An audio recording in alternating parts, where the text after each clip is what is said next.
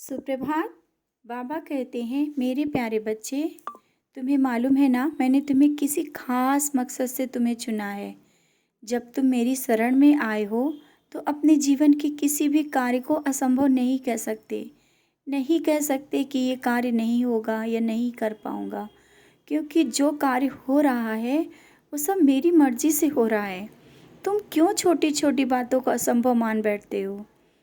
हाँ, जो तुम्हारी अच्छाइयों को जो देख नहीं रहा है, उसको तुमने वो स्थान दिया हुआ है। तुमने अपने विचारों को भी नकारात्मकता से भर लिया है। क्यों? मैं तुम्हें जो देने की कोशिश कर रहा हूँ, तुम लेना क्यों नहीं चाहते?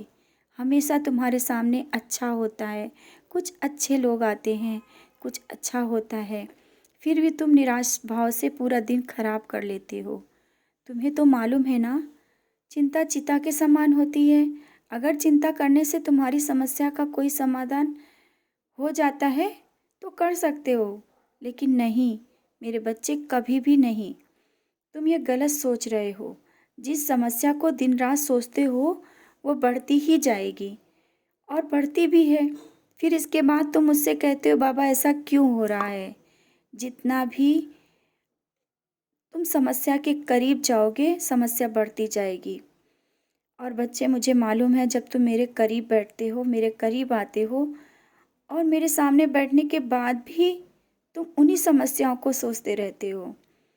बच्चे, जब तुमने सब मेरे ऊपर सौंप दिया है तो सिर्फ शांत भाव से मेरे चरणों में बैठो। फिर देखो समस्या तुम्हारी कम होती है या नहीं। तुम सिर्फ में अच्छे से मेहनत करो और अपने कर्म करते जाओ। सफलता तुम्हारे बहुत करीब है।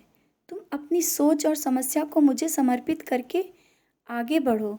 तुम्हारे सारे रोग तकलीफ सब दूर करते हुए तुम्हें आगे बढ़ने के नए रास्ते भी मैं दूंगा। और मैं तुम्हें आशीर्वाद देता हूँ कि तुम्हारी ज़िंदगी का हर एक पल शांति और सुख समृद्धि लेकर आएगा, और सारी खुशियाँ तुम्हारी ज़िंदगी में होंगी। खुशियाँ तुम्हारे कदमों में होंगी।